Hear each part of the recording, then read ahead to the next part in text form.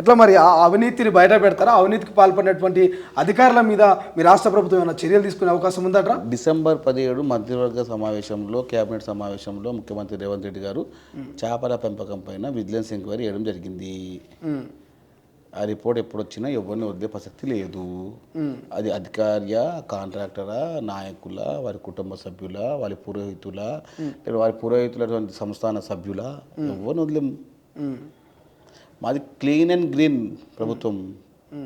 My dear my friend my philosopher Srisailam గారు, మాది clean and green. Okay. So ఇంత clean and గ్రీన్గా ఉన్నటువంటి కాంగ్రెస్ ప్రభుత్వం మీద మీరు అధికారంలోకి వచ్చిన రెండు నెలలు ఉన్నాయి. ప్రతిపక్ష నాయకులు అటు ఎరిటి మహేశ్వర్ రెడ్డి కావచ్చు, ఇటు కేటీఆర్ కావచ్చు, ఆర్ఆర్ ట్యాక్స్ అని, ఆర్బీ ట్యాక్స్ అని చెప్పేసి కొన్ని ట్యాక్సులు ఢిల్లీకి పోతున్నాయి అనేటువంటి కామెంట్స్ ఎందుకు చేసిరంటారు? ఇంత క్లీన్గా ఇంత గ్రీన్గా ఉంటే. నేను ముందు చెప్తున్నా, ఈ బీజేపీ బీఆర్ఎస్ ఒకటే అని చెప్తున్నా, మీరు నమ్మతలేరుగా. వీళ్ళు ఒక్కటే మాట్లాడుతారు. వీళ్ళు పొద్దున ఆయన మాట సాయంత్రం మాట్లాడతారు. వీళ్ళ స్క్రిప్ట్ కూడా చేంజ్ కాదు. వారు నాయన స్క్రిప్ట్ చేంజ్ చేయంటారు నాయన మీరు. పొద్దున మాట్లాడిన ముచ్చట సాయంత్రం ఈయన మాట్లాడతాడు, ఈయన మాట్లాడిన ముచ్చట కబుర్లు అని పొద్దు ఈయన మాట్లాడతాడు. ఈ బీఆర్ఎస్ బీజేపీ పార్టీకి ఏంది? ఇప్పుడు రెండు బీఆర్ఎస్ బీజేపీ రెండు ఒకటే అంటారా? కవల పిల్లలు, అవిభక్త కవలు అనమాట. అవిభక్త కవలు ఎప్పుడు అతుకుంటారు అనమాట. అవిభక్త కవలు. వాళ్ళు బీజేపీ వాళ్ళు ఏమో బీఆర్ఎస్ కాంగ్రెస్ ఒకటే, అవసరమైతే బీఆర్ఎస్ పోయి కాంగ్రెస్లో విలీనం అవుతుంది, అందుకే బీఆర్ఎస్ పార్టీ నాయకులంతా కాంగ్రెస్లో చేరుతున్నారేమో వాళ్ళు అంటారు. అసలు ఇంతకు ఏది వాస్తవం? ఏ పార్టీలు రెండు ఒకటి అన్న? నేను ఒక చిన్న ఎగ్జాంపుల్ చెప్తాను. మెదక్ పార్లమెంట్లో బీజేపీని ఎవరు గెలిపించారన్నాడా? బీఆర్ఎస్ కాదా? సికింద్రాబాద్ పార్లమెంట్లో 3వ స్థానానికి పోవాల్సినటువంటి కిషన్ రెడ్డి ఎట్లా గెలిచినా? బీఆర్ఎస్ కదా. శ్రీలింగపల్లి మన షేవులలో ఎవరు గెలవాలా? కాంగ్రెస్ పార్టీ గెలవాలి. గెలిపించింది ఎవరిని? బీజేపీ పార్టీని. ఎవరు గెలిపించారు? డమ్మి క్యాన్ పెట్టి గెలిపించింది బీజేపీ పార్టీ, బీఆర్ఎస్ పార్టీ. మీరేమో డమ్మీలను పెట్టి బీజేపీని గెలిపించింది అంటారు. బీజేపీ పార్టీ నాయకులేమో గ్రేటర్ హైదరాబాద్లో పరిధిలో ఉన్నటువంటి ఎంపీ సీట్లన్నీ కూడా కేవలం కాంగ్రెస్ డమ్మీని పెట్టి బీఆర్ఎస్ పార్టీని గెలిపించాలి, బీజేపీని గెలిపించాలంటూ బీఆర్ఎస్ పార్టీ నాయకులు కామెంట్ చేస్తారు. నిజంగా బీజేపీని గెలిపించడం కోసమే కాంగ్రెస్ పార్టీ నాయకుల్ని డమ్మీ అభ్యర్థులను పెట్టిందా మరి గతంలో? అంటే మళ్ళీ నేను అదంటున్నా, మీకు అర్థమవుతలేదు. మీకు మెయిన్ పాయింట్, మల్కాజ్గిరి పార్లమెంట్లో మా పార్టీ ఎమ్మెల్యే ఉన్నారు. మన శ్రీశైలమన చెప్పాను, ఒక మాట్లాడుతా నేను. కానీ ఈటల రాజేందర్ మల్కాజ్గిరి పార్లమెంట్లో 7 స్థానాలు గెలిచింది బీఆర్ఎస్ పార్టీ. అలా 6 స్థానాలు ఇప్పుడు ఉన్నాయి. ఎవరు గెలవాలా? బీఆర్ఎస్ పార్టీ గెలవాలా, లేకుంటే ఎవరైనా గెలవాలి. బీజేపీ గెలుస్తుంది ఆడ. సింగిల్ లింగుడు ఒక కార్పొరేటర్ ఇట్లా గెలుస్తాడే. సికింద్రాబాద్ పార్లమెంట్లో 6 ఎమ్మెల్యేలు గెలిచినటువంటి బీఆర్ఎస్ పార్టీ మళ్ళీ తీసుకొస్తే 1,00,000 ఓట్లు రాలేదు ఎంపీ పార్టీకి. ఆడ గెలవరన్నా? మన చేవెళ్ళ పార్లమెంట్లో 4 బీఆర్ఎస్ గెలిచింది. మెదక్ పార్లమెంట్లో 6 గెలిచింది బీఆర్ఎస్ పార్టీ. ఈ చుట్టుపక్కల ఉన్న పార్లమెంట్లల్లో మీరు జాగ్రత్తం చేసి, మీరు గిరివి పెట్టేసి మీరు ఇట్లా మాట్లాడితే మీకేమన్నా మనసులా, లేకుంటే మీరు ఏంది అసలు, మీరు తింటుంది ఏంది అర్థం కాదు. సాయంత్రం మీరు కుర్తి తింటున్నారే. కానీ సునీతా మహేందర్ రెడ్డి అనేటువంటి ఒక రాజకీయ అనుభవం లేనటువంటి నాయకురాల్ని సీనియర్ నాయకులైనటువంటి ఈటెల రాజేందర్ మీద పెట్టడము, ఇది డమ్మీ, ఇది మ్యాచ్ ఫిక్సింగ్ అనేది ప్రధానంగా బీఆర్ఎస్ పార్టీ నాయకులు చెప్తున్నటువంటి కామెంట్స్. సికింద్రాబాద్లో దానం నాగేందర్ను కిషన్ రెడ్డి మీద పెట్టడం కూడా ఇది ఒక రకమైనటువంటి డమ్మీ అభ్యర్థిని పెట్టడం అంటూ వాళ్ళు చెప్తా ఉన్నారు. హైదరాబాద్లో కూడా చివరి క్షణాల్లో ఒక డమ్మీ అభ్యర్థిని పెట్టి అటు ఎంఐఎంకు చేతులు కలిపింది, లోపాయికారు ఒప్పందం చేసుకుంది లోపల అనేది బీఆర్ఎస్ కామెంట్. ఇవన్నీ ఈ 3 కూడా వాస్తవమా కాదా? పొద్దున్న నుంచి సాయంత్రం దాకా ఒక స్క్రిప్ట్ రాసుకొని ఏదో ఒకటి మాట్లాడుకుంటే బీజేపీ బీఆర్ఎస్కి ఏం నడవదు. కాంగ్రెస్ పార్టీ ఎప్పుడు యుద్ధ ప్రాతిపదికనే యుద్ధం చేస్తుంది.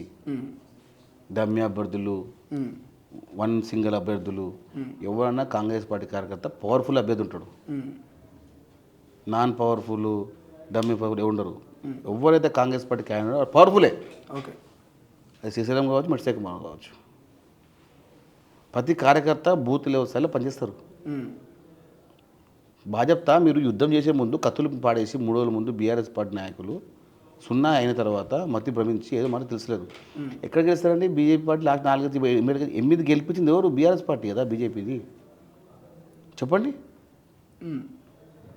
కొంచెమన్నా మీ మనతో ముందా అసలు మాట్లాడడానికి? మీ బిడ్డ కోసము, బిడ్డ విడుదల కోసము భాజపాగా బీజేపీ పార్టీకి బీఆర్ఎస్ పార్టీ దారదత్తమై గిరివి పెట్టేసింది.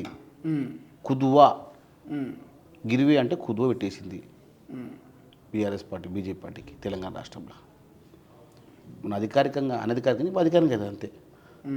సరే, మెట్టు సాయి కుమార్ గారు ఫైనల్గా ఏం చెప్తారు? రానున్నటువంటి రోజుల్లో 6 గ్యారెంటీలు, మీరు ఇచ్చినటువంటి 13 అంశాలు కావచ్చు, ఇతరితర అన్ని గ్యారెంటీలు కూడా అమలయ్యే అవకాశం ఉందంటారా? శ్రీశైలం అన్న ఈరోజు డేట్ ఎంత? 21 మీ ముందుకు మాట్లాడుతున్నా నేను. కరెక్ట్ ఇదే రోజు ఒక 6 నెలల టైం ఇవ్వండి నాకు. 6 నెలల్లో అర్హత గల ప్రతి కుటుంబానికి మేము చెప్పిన ప్రతి గ్యారెంటీ చేరవేస్తాం. కాంగ్రెస్ పార్టీ అంటే కమిట్మెంట్ అన్న. వన్స్ మేము కమిట్మెంట్ అయితే మేము ఇంకా సమస్య లేదు. ఇక ఒక దినం అంటే ఒక దినం ఇటు అంతే. అరే మీరు 2018లో 3016 రూపాయలు ఇస్తారని నిరూపిత అయినప్పుడు అప్పటికే మీ ముఖాలు మీ నూరెడిగి పోయింది. చెప్పండి, నరం నీళ్ళు నాకు ఏమైనా మాట్లాడుతుందా? 3016 రూపాయలు ఏమి మీ ముఖాలకు మేము అమలు చేస్తుంటే ఓరలేని మీ ముఖాలు ఇప్పుడు మాట్లాడుతున్నాయి. కుళ్ళెప్తున్న 6 గ్యారంటీలు అమలైన క్షణం నుంచి తెలంగాణ రాష్ట్రంలో ఇంకో పార్టీ ఉండదు. రాసుకోండి మీరు, కాంగ్రెస్ పార్టీ ఒకటే ఉంటుంది. 6 గ్యారంటీలు మరికొద్ది రోజుల్లో మరికొద్ది నెలల్లో అమలబోతున్నాయి అన్నిటికన్నీ. ఆ తర్వాత తెలంగాణ ఇంకో పార్టీ అనేది ఉండదు. Thank you so much. ఇది మొత్తం మీద ఫిషరీస్ కార్పొరేషన్ చైర్మన్ మెట్టు సాయి కుమార్ గారు ఎవరైతే నష్టపోయినటువంటి మత్స్యకారులు ఖచ్చితంగా ఆదుకుంటాం, ముఖ్యమంత్రి రేవంత్ రెడ్డి గారిని కలుస్తాం భవిష్యత్తులో, వాళ్ళు ఖచ్చితంగా వాళ్ళని ఆదుకునేటువంటి ప్రయత్నం చేస్తాం. మరోవైపు 6 నెలల్లో మేము ఇచ్చినటువంటి అన్ని గ్యారంటీలని కూడా అమలు చేస్తాం. ఖచ్చితంగా బీఆర్ఎస్ పార్టీ అనేది భవిష్యత్తులో తెలంగాణలో ఉండదు, ఏకైక పార్టీ కాంగ్రెస్ పార్టీ ఉంటుందంటూ కూడా మెట్టు సాయి కుమార్ చెప్తున్నటువంటి పరిస్థితి. సో చూద్దాం, ఇక రేపటి అసెంబ్లీకి సంబంధించి ఇప్పటికే ఎంతోమంది ఇంట్రెస్టింగ్గా వెయిట్ చేస్తూ ఉన్నారు. మాజీ ముఖ్యమంత్రి కేసీఆర్ అసెంబ్లీలో అడుగు పెడతారా, మరి అధికార పార్టీ నాయకులైనటువంటి ప్రశ్నలకు సమాధానం చెప్తారా లేదన్నటువంటిది రేపు చూడాల్సినటువంటి అవసరం ఉంది. కెమెరా పర్సన్ అజయ్తో శ్రీశైలం, తొలి వెలుగు, హైదరాబాద్. అసలైన తొలి వెలుగు. ఫాలో వాట్సాప్ @తొలి వెలుగు official.